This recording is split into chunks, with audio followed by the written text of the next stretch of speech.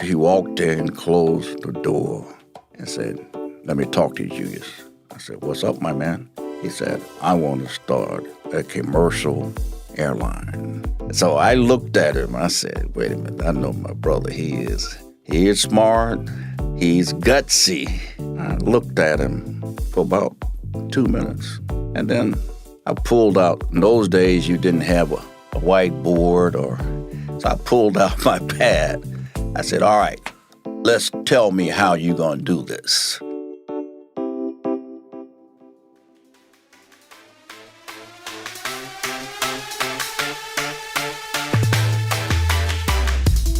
From Two Comma Media, it's Give 'Em the Business, a show about Black entrepreneurs and business leaders sharing their stories of adversity and success. I'm Troy Evans, and on today's show, my guest is Julius Hollis, co-founder of Air Atlanta, the nation's only Black commercial airline.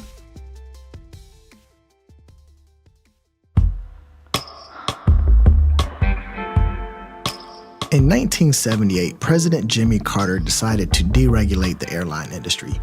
This decision led two Black Atlanta-born siblings to the conclusion that they should launch a commercial airline. Michael and Julius Hollis set out to do what no other Black man or woman had done before or since. The path to launching Air Atlanta was long and arduous, but the Hollis brothers leveraged their extensive networks and demonstrated the enormous power of a big idea. Getting Air Atlanta off the ground was a seminal moment in Black history, and many of the innovations that Michael and Julius implemented still shape air travel till this day. However, Air Atlanta was just the beginning for Julius, and what came next was even greater business success.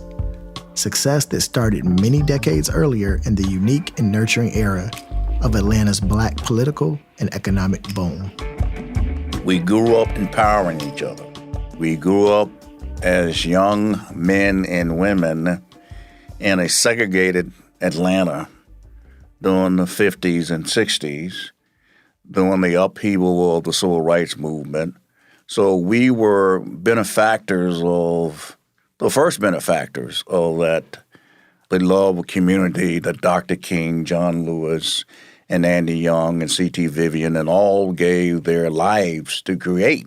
So from that emerged a community in Atlanta that's unparalleled because of the leadership of Maynard Jackson, Leroy Johnson, and so many others who were public elected officials that made it possible for all of us who've been lucky to be dubbed entrepreneurs to translate this enormous goodwill, this enormous progressive mechanism into one that we transformed into empowering communities, empowering individuals in terms of developing economic empowerment and political empowerment. We leveraged our political strength into creating an economic mecca, which Atlanta is now.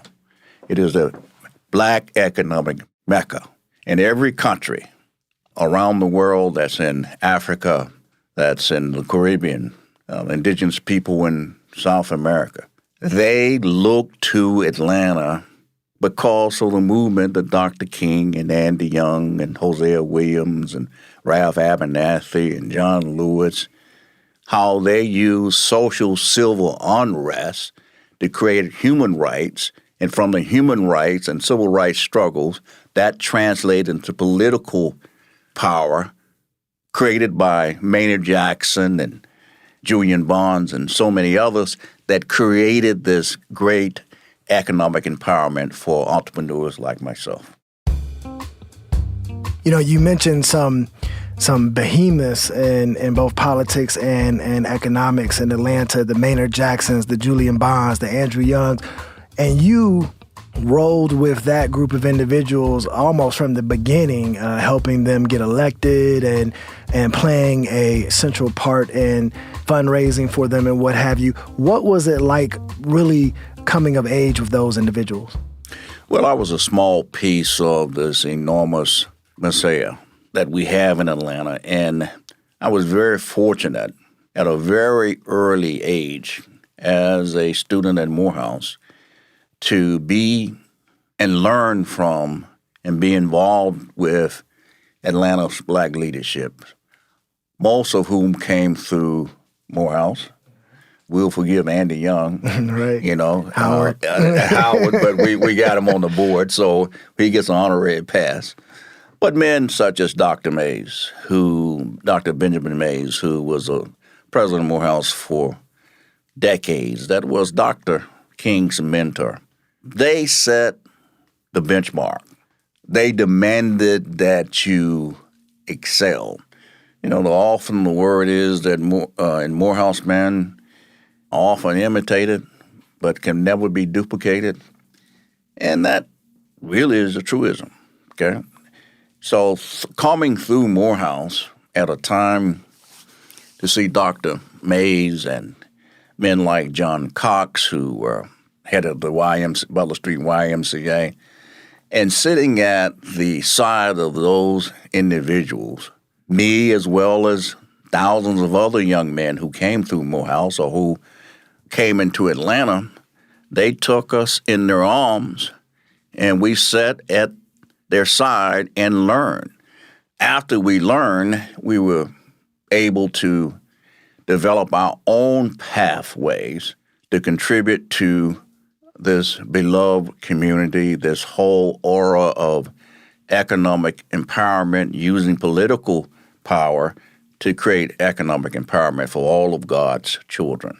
And that's what my life has been about, using my political knowledge, transforming that into the belief that from a business standpoint, I studied history at Morehouse. And I think one of the most important decisions for me was to attend Morehouse instead of going away to another school, going to somewhere in New England. Not begrudging anybody who went to New England schools, but for me personally and for a number of young men who went to Morehouse, that laid the foundation for us, the sensitivity, the social consciousness. After Morehouse, like so many others, then we went to graduate schools, medical schools, worked on PhDs, etc. So that gave us really the foundation in terms of understanding who we are and what we need to do as individuals to positively impact communities of color.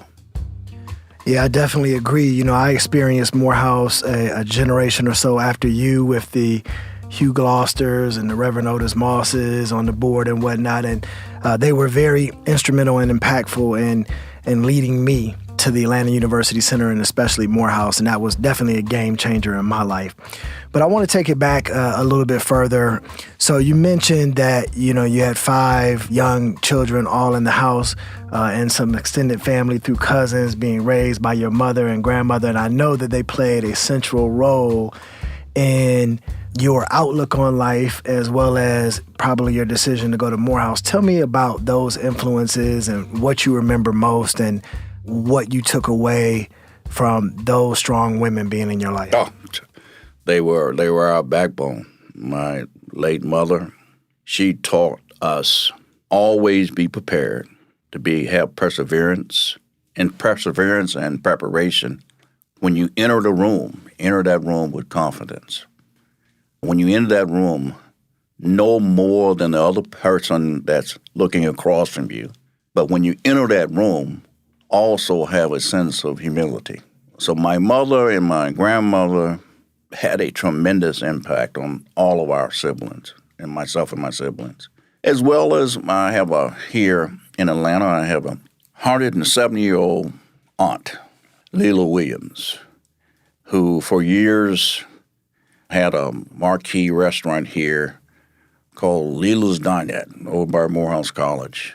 And I remember as a kid working in that restaurant at, probably 8, 9 years old, both Michael and myself, that we saw how people could come together.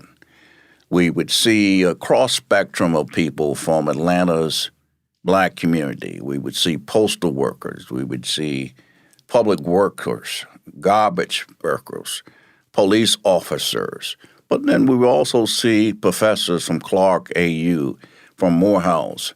We would see social activists such as Rap Brown and Carmichael, Julian Bond, Dr. Mays, Vincent Hardin, Dr. Henderson from Clark, and politicians, and they would all come in there and enjoy food and fellowship and at a community tables, and everybody would be engaging.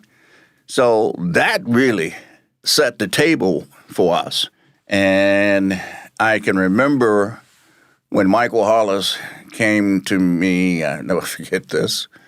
I was in Washington, D.C. I had just left Andy Young as his district director for his congressional office when Carter appointed him in 1976 to be the UN ambassador. So I told Andy, I said, look, my man, I think what we need to do, I'm going to go to the Export-Import Bank in Washington because I think at that time I was completed some additional graduate work at Georgia State in business. And I felt at that time I wanted to transition over to the Exim Bank and really understand global economies, the economies in Africa, the economies in the Caribbean, South America, and Asia. So I went in, got appointed by Carter to the Exim Bank, eventually started managing all of their co-financing projects with AID and with the World Bank in those markets, those underserved markets. And I remember at that time, Michael Hollis had left 3 Mile Island Commission, where he was Deputy General Counsel. He had been appointed by Jimmy Carter. He and President Carter were very close.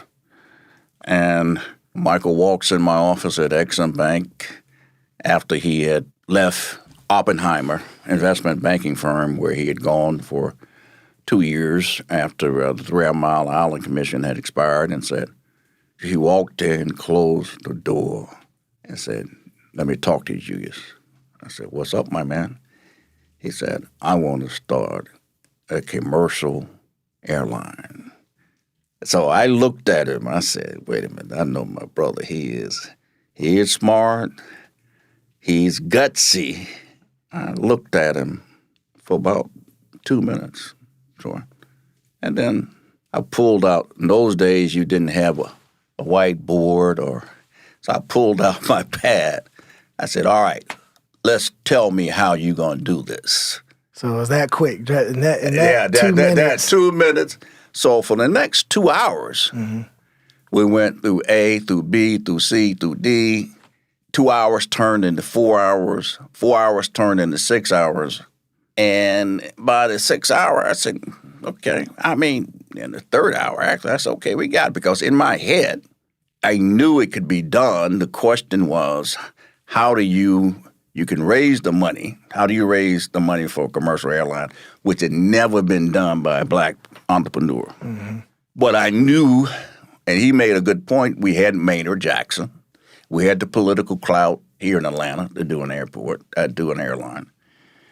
And then we had another secret weapon. My roommate in Washington at the time, I was living in Washington, was George Dowley, who was the first black person appointed by Carter on the Civil Aeronautics Board, which regulated airlines. So all the pieces just fell in place. So that was a great moment. That was a watershed moment for the both of us when we realized that we can put this together, you know.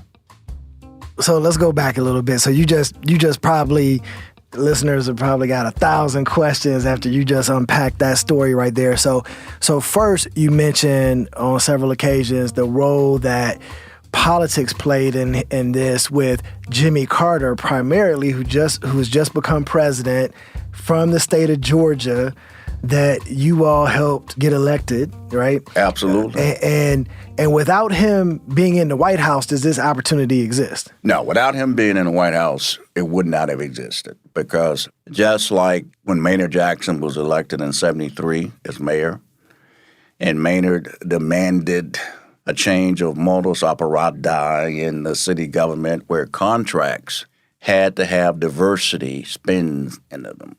That changed the whole paradigm of minority businesses in the United States. That tradition was taken to the White House when Jimmy Carter became president, because the black leadership at that time in Atlanta and in Detroit under Coleman Young knew what it meant to leverage political power for the economic empowerment of their minority businesses, okay?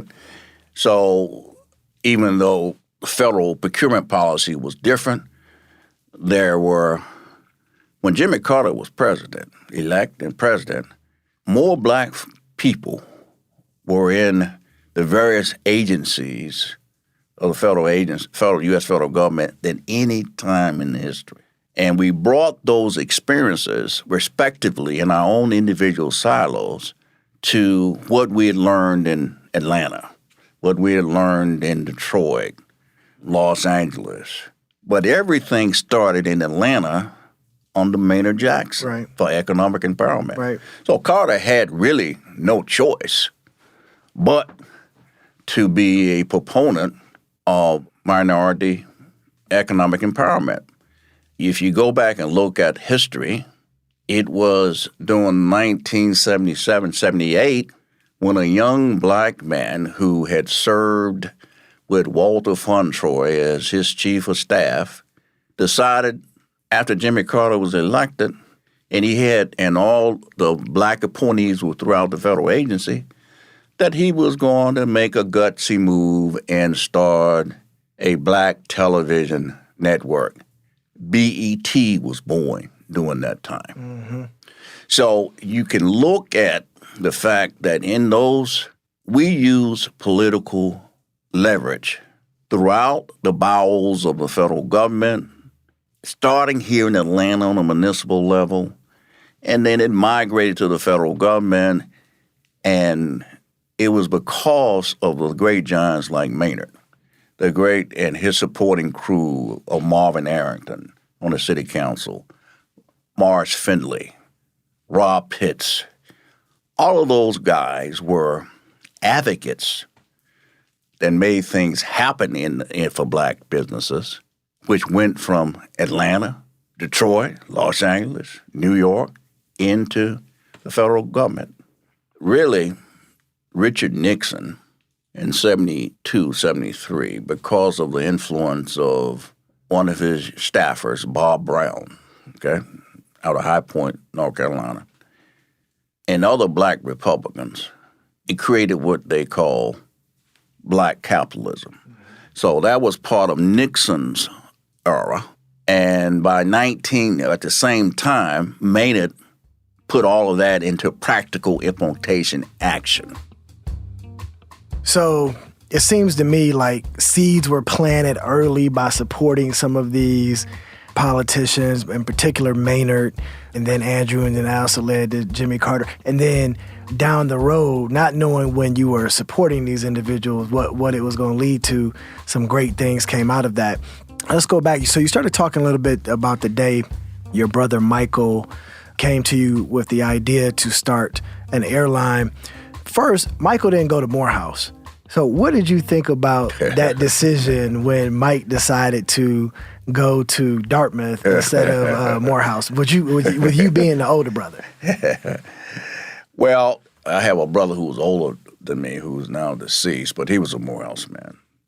So when Michael made that decision, it really shocked our household because we thought he was going to follow the tradition of a brother, myself, and go to Morehouse. But that was all right. And, he rationalized it, and it was the best decision for him. He made the right decision. But he was always endearing to Morehouse, inspired by Morehouse, close to Dr. Elijah Benjamin Mays, the famous president of Morehouse College, who was Michael was one of Dr. Mays' mentor as a young high school student. And he loved Dr. Mays. I can recall that when Michael graduated from Dartmouth, one of the things he had them do was to award Dr. Mays an honorary degree, doctorate degree, because Dr. Mays, when he was a young man, which was probably in the 1920s, had applied for a full scholarship at Dartmouth, but they turned them down. And it was primarily racial, okay? And so it was a sweet turn of events that Michael, as a young graduate from Dartmouth and as president of that class at Dartmouth, could turn the favor and assist that Dartmouth award him Dr. Mays, a honorary doctorate degree. And that was sweet events. It was sweet. Unbelievable how it came full circle, right? Right, exactly. That's what life is. Exactly. We're all particles and pieces of a great mosaic, And if you believe in God, then the Lord Almighty will guide you. But you got to recognize how you're being guided. So we can forgive Michael for not going to Morehouse. Yeah, we forgave him. And so now, he's at Dartmouth. He's been on the 3 Mile Island Commission. Right. You are learning about the global economy in Washington, D.C. Right. You all obviously have, that same business mind and connection to where you are the first person he wants to bring this idea to once Carter announces that he's going to deregulate the airline industry. Correct. And so in a matter of 2 minutes, you are, maybe 2 minutes to 3 hours, somewhere in there, you are convinced that this is a possibility now and that you two are the men that can do what has never been done by other black entrepreneurs before. You just got to raise the money. Well, that's one of the things you got to do is raise the money. And I believe it was something like $80 to $100 million you needed to raise. And how old are you all at this point in your life? He was 27 and I was 30. Yeah. So still don't know nothing yet in life, right? Still in those first 3 decades, and you have the audacity, I would say, to think that you two can raise this money and start this airline, and then you did it. So tell me a little bit more about how it went from that idea and that idea came to fruition. Well, we put pencil to pad. We reached out to the universe, combined the lessons that we learned from my mother and grandmother about perseverance and preparation, and we went to work. We brought in a number of consultants. We started talking to people on Wall Street, started talking to friends, started talking to our political friends here. And we just took no for an answer. For every door that we went through to try to raise the money, every 10 doors, rejected by 9.5 of them. So you have to have, as an entrepreneur, you have to have a strong, intense fortitude, belief that you can succeed, especially if you are prepared. Now, if you're not prepared, then, that's hollow. But if you're prepared and you can litigate your case in a favorable manner, then you have a better chance of making it. And we were just very determined. So our first investment, we put in a little money between the two of us. But then, to our surprise, Leila Williams, who I mentioned to you earlier, and my mother put $35,000, which is all the money they had in their retirement account. And they came to us and they said, hey, we believe in you. Take this 35. Then one of those gentlemen who would come through Leila's dinette, Charles Hopper, who was the regional vice president and union head for the National Alliance of Federal Postal Workers, which was a black postal union. We sat down with him at Leila's dinette. He agreed to be an advocate for us with his union. 3 months later, his union president, who was based in Washington, Robert White, came down. And to make a long story short, we got our first serious infusion of cash equity from the union. I think it was like $3.5 million or $4 million. Wow. And that really was the cornerstone, the rock of Gibraltar that helped us move forward. We were fortunate to have a variety of friends on Wall Street, on law firms, silk stocking law firms, that realized that after we raised that money, that, hey, wait a minute, these guys may be very onto something here. And that's how we got started here in Atlanta. So you've got this idea to start an airline. You put pen to paper, and I love what you said about if you're prepared and then you match that with determination, right. You can achieve these audacious goals. And your mother and aunt are the first individuals to put some outside money in all their retirement funds and life savings. But then you go from, $35,000 investment to $3 million investment from a black union. I mean, that's impressive. Today, as much money as there is floating around that's available, I still think getting $3.5 million in today's dollars would be a feat. And you all did it in your 20s with an audacious idea. Do you attribute that to your preparation, to your network that you've built? We contributed to that. To preparation, perseverance, and the network. We've been taught as young, knee-high by our parents, by my mother and grandmother, always develop relationships. And so that was part of that was really part of our psyche, man. And that as we met individuals, we always would bank away who they are, and in our own mind, we would start mapping out their relationships with this person, that person, that person, that person. That was important. And as we got deeper into fundraising with other institutional investors like GE, Equitable Insurance Company, which eventually put in about $35 million, and Aetna Insurance Company, Fiji Bank, KLM Airlines, we were looking for ways where, we didn't raise the whole $100 million at one clip, but it was coming in pieces. And so we looked for strategic partners that we could develop relationships with to get the airline started. And at the end of the day, it was a luxury airline.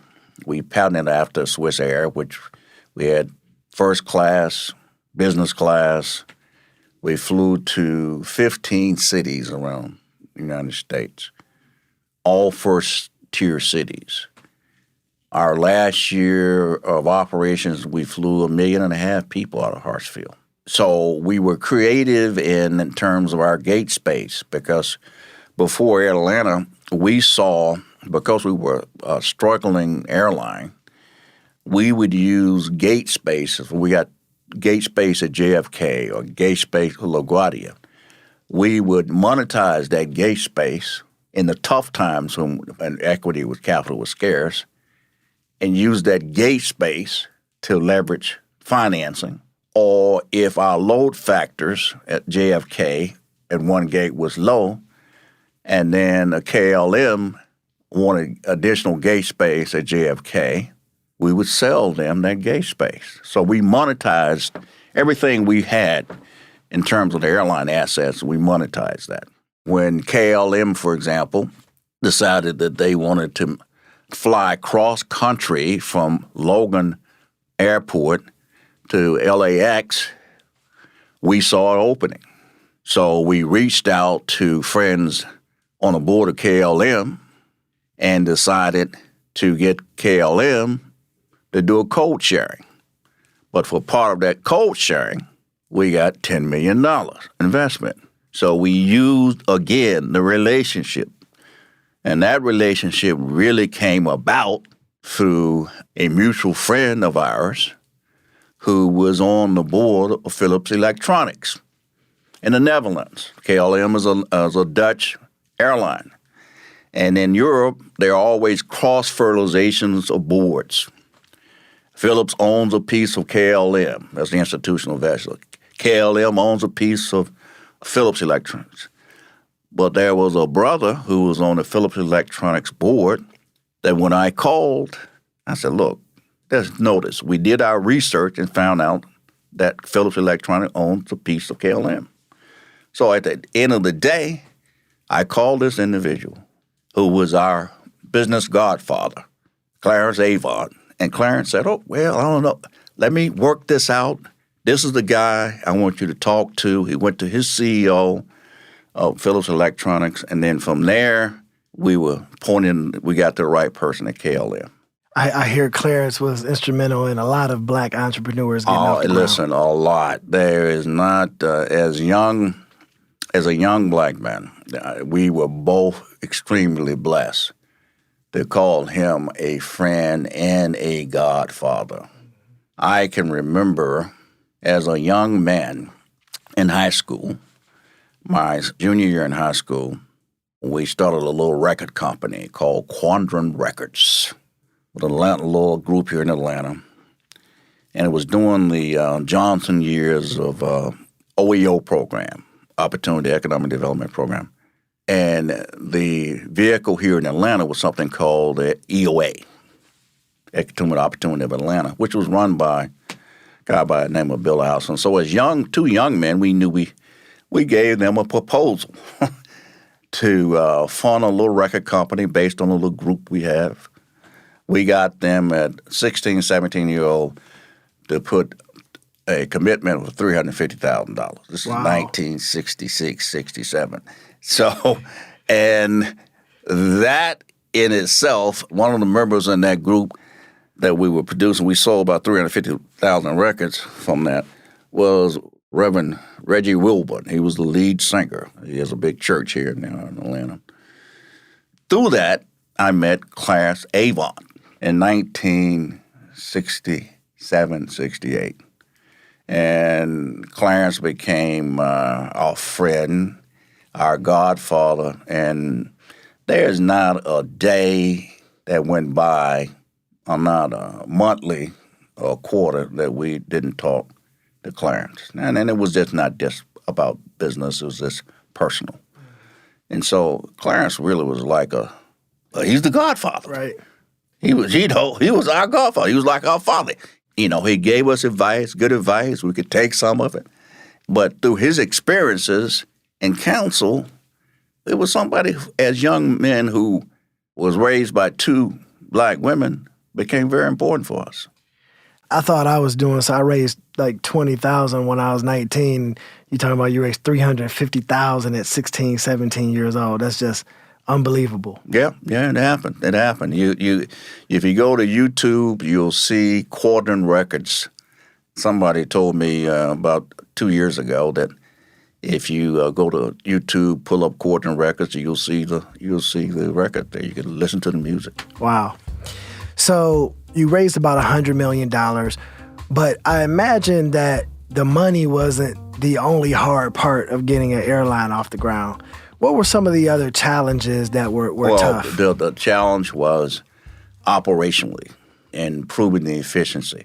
You had to assemble a very good group of experts and personnel from top to bottom to the people who load the plane and create those operational efficiencies for the airline to operate. Because you got to remember, running an airline is from a regulatory standpoint, very challenging, and you have 100 souls. In our case, we can only have about 100 people on our planes because there were no economy side.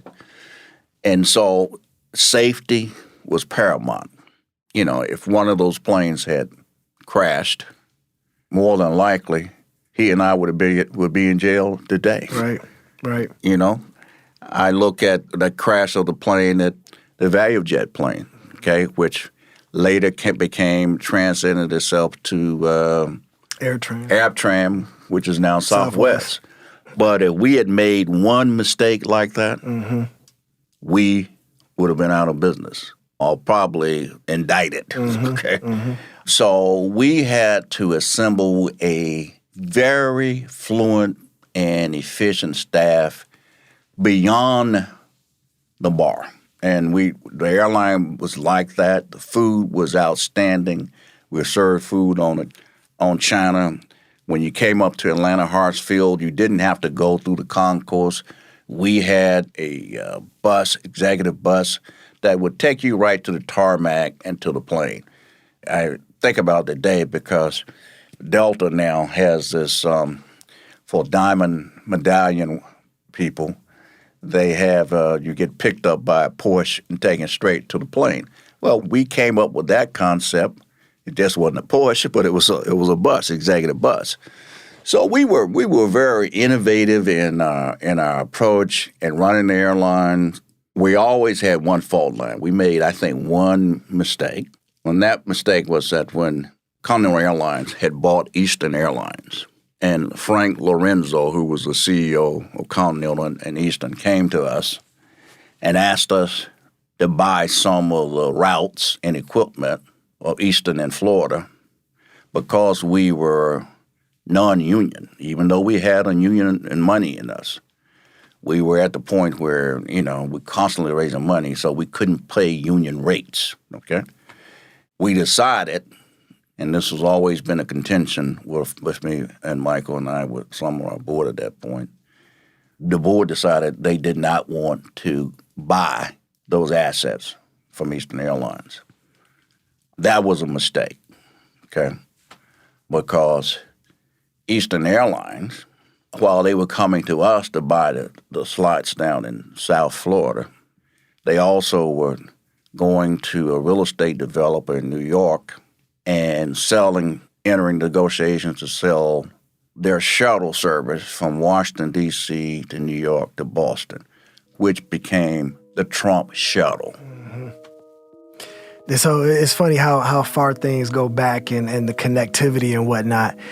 And so, part of what I'm hearing is as we get into the beginning of your story around the airline, that timing was very fortunate as well in terms of the age of deregulation, the network that you had amassed, the opportunities. You mentioned that you went the luxury route, but your original vision was a low-fare airline, and then you had to pivot away from that, right? And so you were innovative in that approach, but then things start to go in a different direction for the airline. Did timing play a role in that as well, or do you think that other than buying this routes from Eastern Airlines, are there any other things you could have done to keep the airline afloat? And when did you start to notice that it was heading in that direction? Well, we really noticed that probably 86, that the airline was moving in another direction, because you got to remember our load factor was one of the highest in the industry for an airline that size.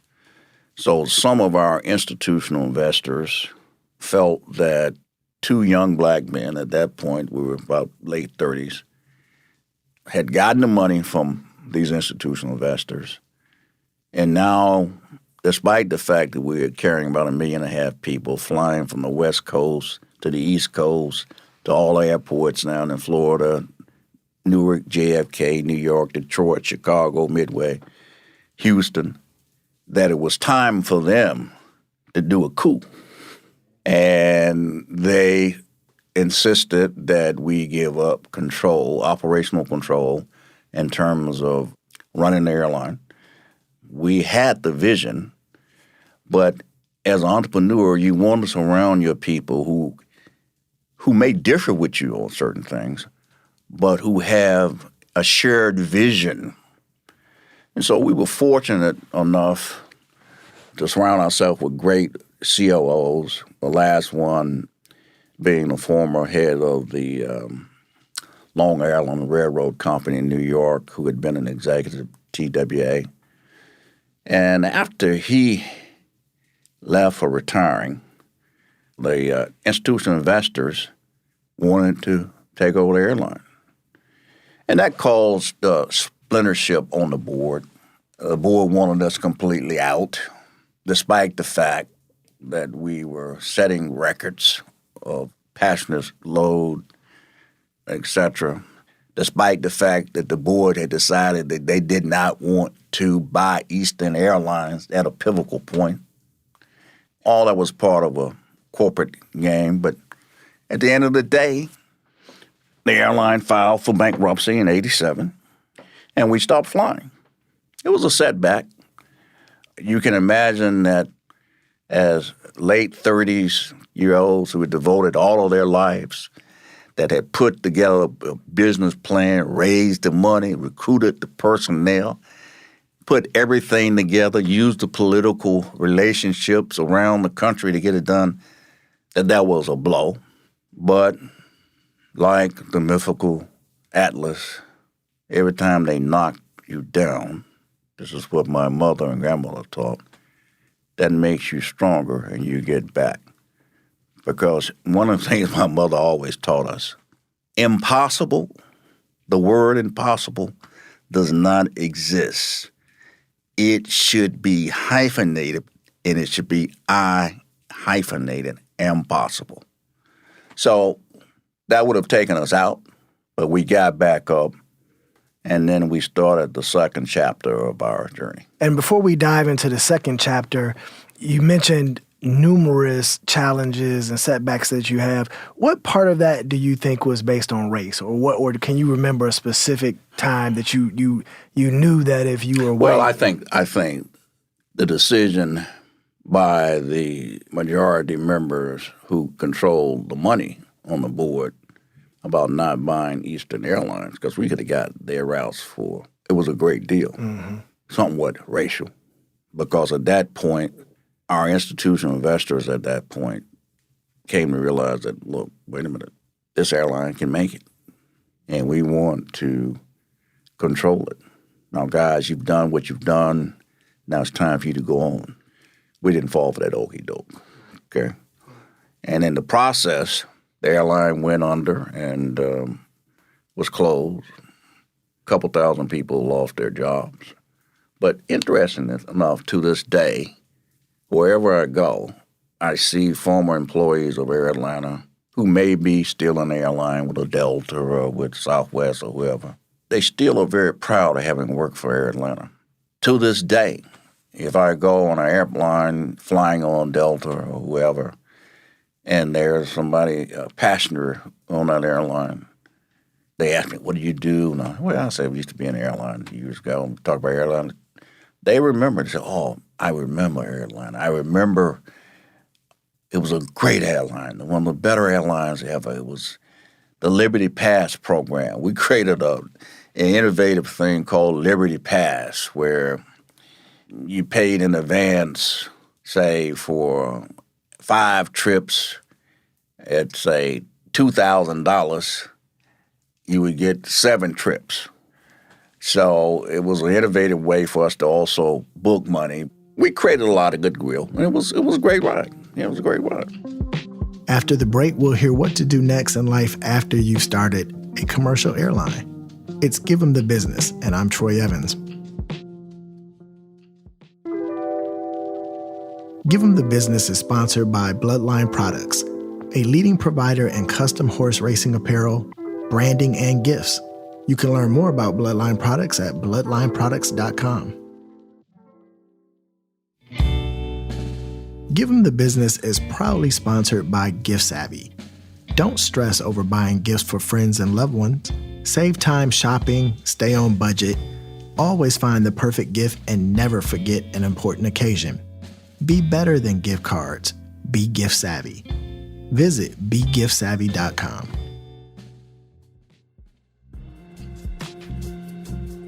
So the airline is filed for bankrupt. What's going on in your life personally? Had you met your wife yet at that point? Yeah, I'd met my wife. She was, at the time we filed for the airline, back in 79, 80, she was a staff attorney for the FAA. She was helpful as we went and got certifications and everything for FAA. So I had met her at that point in my life. We didn't start having a romantic relationship until the mid-'80s. So unforeseen return on investment. That is unforeseen, but a good return. Right. It was a good return, return. And what type of, which would probably be more your second chapter, but what type of toll does being a dedicated entrepreneur take on family life? It takes a toll, but lucky for me, I have a great partner in Julius Hollis. We have 3 adult kids now who are trailblazers in their own right. It took a toll because as a serial entrepreneur, most of the raising of the kids fell on her, even though she's a lawyer. professional but that fell on her because I traveled extensively around the world, representing, after Atlanta, some of the largest multinationals in the United States and then some in Asia. So I spent a lot of time traveling around the world, structuring deals for my clients, and those clients usually, in some cases, I would transform them from clients to partners. So I've heard you use the term serial entrepreneur, serial deal maker. How do you define that, and what is it about the deal that attracts you to it? Well, I go back to the tenets as an early kid, raised by two strong black women. Be prepared, perseverance, and help those individuals and empower those individuals in whatever you do. That was ingrained in us. So as I look at clients, I took clients in on that mindset after Atlanta. So, for example, I looked at, I guess this is like 88, 89. I started looking at the whole issue of deregulation of electricity around the world. And during my time at Exim Bank, one of the biggest problems in the underserved markets was a lack of water, a lack of electricity, because those state-owned enterprises in foreign countries in the Caribbean, South America, and Asia, or Africa, in order to empower their communities, you got to have electricity, you got to have water. And usually in those state-owned enterprises, they became the dumping ground for political cronyism of people who are in those agencies that had those portfolios. So when the U.S. government decided in 88, 89, that U.S. utilities could make investments in electricity assets abroad, I had done my research for a couple years, and I reached out to the Southern Company here in Atlanta and formed a partnership with them and negotiated with them to give me first right of refusal on privatization of electricity companies in the Caribbean. And subsequently, as a result of that, we, with Southern, company at that time called Southern Electric, we acquired the Trinidad and Tobago Power Company in '94 for $125 million. We then acquired the Jamaica Public Service Company for $201 million in 2000. And then we also acquired the power company in Curacao, I think in 2001. So that was the type of client that became a partner. So Airlanta files for bankruptcy. You're still got your eye on business opportunities. Right. You've traveled extensively around the world, Right. And you see one of the things that has to be in place, or two of the things that have to be in place, and for a country to empower itself, especially the individuals in that country, is the utilities, especially electricity and water. Yeah, because electricity and water empowers communities because they can attract industries that would come and put plants there, locate offices there. Water becomes important because water management of wastewater becomes important because it's a national security issue for those countries in terms of health issue. So I looked at those two industries and then start putting partnerships together. Partnership with Southern, as I indicated. Then we did a partnership with Veolia Water, which is a French conglomerate over in France. And that partnership still exists today, and with a standalone engineering firm that I have. And we manage municipal assets in about 3 cities in the South. And that standalone asset probably has about 100 people working for it. So, yeah. And so that's what you basically spend the 90s doing, building. No, that's one of the things. That's one of the things. That's one of the things. Well, what else? We also formed a partnership with J.P. Morgan Chase. And this is a good example of what I'm talking about. J.P. Morgan Chase, I started out as an advisor to them, a consultant with them, trying to help them look at markets where we could get them into municipal deals. At some point, as an advisor, the delta point becomes where you have diminishing returns as an advisor. So I sat down with the late Bill Gray, Congressman Bill Gray out of Philadelphia, who, when he retired, he went on the J.P. Morgan Chase board of directors.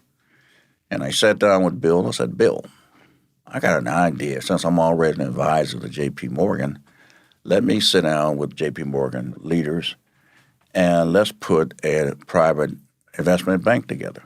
And that happened.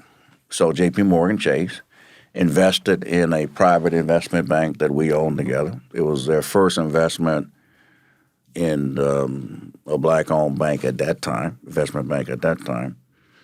We probably did in excess of about $5 billion as senior or co-senior syndications.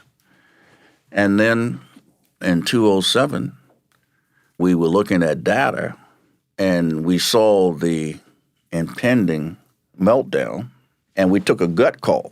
This is the true story. Mm-hmm. We took a gut call, and we went to J.P. Morgan, and we had a put. So we told J.P. Morgan, well, we want to get out of the business, and we have the right because we have a put, so we'll sell it.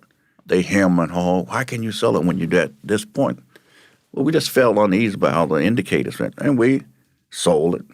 We sold the private investment bank to New Birth Church, the late Reverend Eddie Long, who at that time, New Birth Church was probably doing $45 million a year revenue. And he wanted to use our investment banking license, we gladly sold to him, as a way to finance the expansion of churches, black or white churches around the country, because one of his, there was a multi-billion-dollar company around that was financing the expansion of large churches. So Eddie wanted to get into that. We sold it to him, and the rest is history. And so you had a gut feeling that in 2008, we had a gut feeling in 2008, if you looked at the economic indicators, that, one thing about the stock market, at that time, derivatives, everything was over-collateralized. There were so many new financial instruments that were being created to leverage debt, to hold debt. We just said, no, this bubble is going to burst. Mm-hmm. So we got out of it, sold it to Eddie, and that was that. That was on the investment banking side. So timing has once again worked out in your favor on that one. No, timing worked out on our favor. Right. And then we did another deal with Georgia Pacific Corporation. This is before Georgia Pacific got bought by the Koch brothers. Mm-hmm. But while we were buying the Trinidad Power Company, electricity company, I knew that Trinidad was the biggest producer of methanol in the world. They produced more methanol in the world. And at that time, methanol was used as a blend in gasoline by the EPA. Georgia Pacific was one of the largest importers of methanol user in a company they have called their wholly owned subsidiary called Georgia Pacific Chemical Company. And I had a good friend on the board at Georgia Pacific. They had me sit down with Marshall Hahn, who was at that time CEO and chairman. We worked a deal. I took them to Trinidad. They had to put up an irrevocable letter of credit, which was at risk of $25 million, to bring the methanol in from Trinidad into Norfolk, Virginia. So we ruffled some feathers of some global brokers of methanol, and the rest is history. Georgia Pacific got to this day, that was 1997, they renewed that contract for 10 years. They're still bringing in methanol from Trinidad, even though methanol price has dropped, So we've been very blessed to look 3, 4, 5 years threads and then see what multinationals would like to start out on advising, and then on a scale of 1 to 10, how can we translate that advisory work into a strategic partnership? Mm-hmm. So I'm noticing that you had a lot of relationships with key individuals on board. So once again, tapping into that network. Hey, listen, that is key. We learned that from a dear friend who I give credit to. He taught us that during the 70s, and that was the late T.M. Alexander Jr., who family, the Alexanders were pioneers in the real estate business here in Atlanta. T.M. was a Morehouse graduate. He taught us at an early age, again, one of our mentors, that when we were in Washington, always look at boards. Because if you look at boards, you'll find out where the interrelationships are. Because they're really, as Sidney Poitier says, there is not 7 degrees of separation, but there's really 1 or 2 degrees of separation. And so we called on friends on those boards who legitimized us, opened the doors for us with some of these CEOs. Over the years, we've been able to harvest from those relationships, and in the process, help to create indirectly thousands of jobs. One of my clients now, who I cannot name, but they won a contract last year with our help to do about $1 billion of disaster relief work in the U.S. Virgin Islands. They were getting ready to go to another direction, and I said, no, let me take you to U.S. Virgin Islands and let's put a program together. And they got to work. When I hear you talk about billion-dollar numbers and $250 million numbers and what have you, I remember I was fortunate enough to have been friends with Michael, and I remember him saying to me that it takes just as much work for a $1 billion idea as it does for $1 million idea. Absolutely. And therefore, you might as well play big. You got to play big. You got to go long. You got to go for the wall. Michael was a slugger. Mm-hmm. And he would always go for the walls, for the home run. And you got to combine going for the wall, playing long ball. In lean years, you also got to get on the base. So you might have to hit some singles and some doubles to get on the base to score and then knock the ball out. Right. Yeah. And so in this last decade, you've still been focused on entrepreneurial partnerships and endeavors, but you also took the opportunity to write in the arena to tell the story about your brother who passed away to prostate cancer in the early 2010s. Tell me a little bit about what motivated you to do that and what you remembered and why you wanted to write that book. Well, the book is In the Arena, The High-Flying Life of Airline founder Michael Hollis. You can order it on Amazon, Barnes & Noble. It's a fascinating book. I can remember when Airliner was shut down.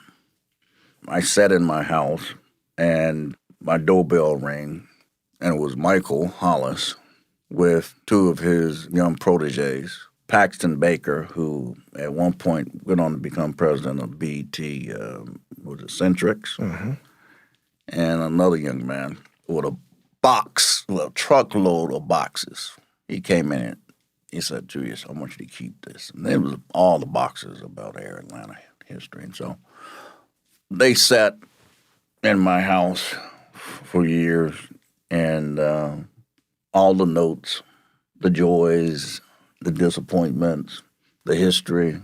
And so as he was getting ready to transition, because he had been diagnosed with not prostate cancer, but pancreatic cancer 2 years earlier, my mother, who was also in declining health, and I was sitting down, and she said, look, you need to tell the story.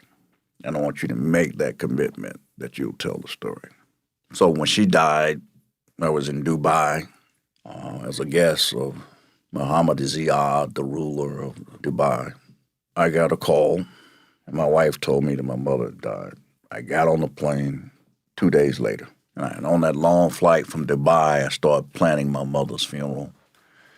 And halfway through the trip, I took the pen back up, and I said, well, I might as well start planning his funeral, Michael Hollis's funeral, because I knew, as close as he was to our mother, that he would not be around long, and he died 3 months later after we buried her. So I remember what my mother had told me, tell the story. And that's what I did. So I didn't want to tell it. I didn't want to take a chance of writing the book on my own. So I must have interviewed about 10 authors, and I never liked any of them. I mean, they just didn't get it.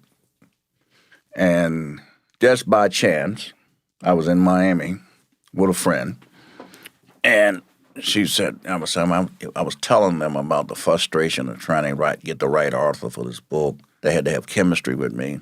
And she suggested that I reach out to one of our mutual friends who I'd simply forgotten over the years, Deborah Mathis, who had written a couple books, 2 or 3 books, had been the White House correspondent for Gannett News during the Clinton administration, was a member of the Arkansas Hall of Fame. And I interviewed her, and the moment I interviewed her, we sat down for the next first 5-6 minutes. That was it. We had comma together. So we collaborated in writing the book, and that's how it came about. And then you've also, and it's a great read, I encourage everyone listening to definitely pick up a copy. You also have lobbied successfully to get a school here in Atlanta named after Michael. Yeah, that was a blessing, too. It's an interesting story about that. The Mike R. Hollis Innovation Academy is situated on Griffin Street in Vine City. As young boys with my cousins, I told you earlier about my 20 cousins in one family, they lived right across the street from the John F. Kennedy Middle School, which was being built in the 1960s. That provided employment for them for a couple of years, and summer jobs for us, too. Sometimes, just taking cement. And that school stayed open in Vine City up until 2000, early 2000. It was closed. The neighborhood had gone through a downward period in Vine City. And as the neighborhood started to pick up for gentrification, the light bulb went up in the superintendent, Maria Custodian's head, that what we really need to do is do a STEM school, which would target kids that were from 1 to 8, teach them the basics of finance, STEM school, math, etc., in Vine City. We were able to get that school named after Michael based on his what he had accomplished as a young guy. Because when Michael was, 13 years old, 14 years old, which I relay in the book, he was Atlanta's night mayor under then Sam Massell. Mm-hmm. He was president of the Atlanta Youth League, the first and only black, the first black at that point. So he was a very determined guy.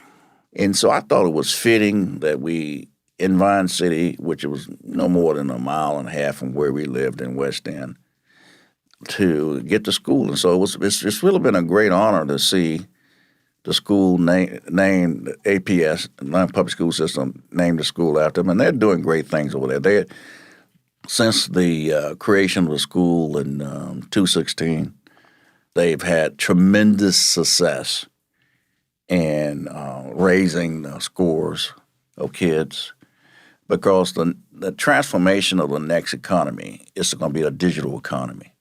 So if we can catch kids at 4, 5, 6, 7, 8, 9th grade and teach them how the language of this new digital economy, how to be programmers, etc., we're ahead of the curve, because people of color cannot be left out of this digital economy. So we have to prepare these kids now, not when they get to college, but now. I think it's a very fitting tribute to Michael. I agree, and I'm glad you were successful in that endeavor. So before we get out of here, I could go for days listening to the impact that both you and Mike have had. What would your advice be for upcoming entrepreneurs wanting to, in their early 20s, give entrepreneurship a try? I would tell them they have to have a strong intestinal fortitude. I would tell them to be prepared, overly prepared, to be persistent and persevere. Never let anybody tell you it's impossible. Always say that I am possible and bring that in your psyche. Because when you go through the door, especially in this era now, where some of our brethren are trying to discuss white supremacists and trying to roll back the gains, always be overly prepared. Trust yourself and trust God. That is the most important thing, I think, in my opinion, that people of color have to always be entrepreneurs, always be in business. It's good that we have teachers. It's good that we have public sector people, but all of those things come together to make our community thrive. And we have to reach out. We have to uplift each other. And that's what it's about. You got to remember, when Reconstruction started, we were the class in the South. We were the business folks in the South. We were the shopkeepers. We were the innkeepers. We were blacksmiths. Our people were basically in running these economies in the South. But when Jim Crow came back, they set us back. Jim Crow was used as a way to just despirit us. We're in another funny period now, what I call deconstruction era. But I really think at the end of the day, we're going to prevail. People of color, brown, black, progressive, we live in the greatest country in the world. And I know I've studied history as a student in Morehouse, as a graduate student. I've studied histories. I've studied economies. And by and large, America is the greatest society, economic and political society in the world. We cannot become a banana republic, okay? And I think we're going to be okay, despite how it looks now. That's Julius Hollis, co-founder of Air Atlanta, and he is still making deals and solving problems for communities around the globe. Thanks for listening to the show this week. If you want to find out more about Julius and his brother Michael, make sure to pick up their book, In the Arena, The High-Flying Life of Michael Hollis. I'd like to give special thanks to Bill Moore and Addie Claire Evans. And if you would like to hear more about Black entrepreneurs and business leaders, make sure to subscribe to Give 'em the Business on Apple Podcasts or wherever you listen to your podcast. Also, make sure to follow us on social media at Give 'em the Business Podcast. And if you want to send me a message, you can find me at I am Troy D. Evans. Give 'em the Business is produced by Two Comma Media. Thanks for listening, and remember to always Troy harder.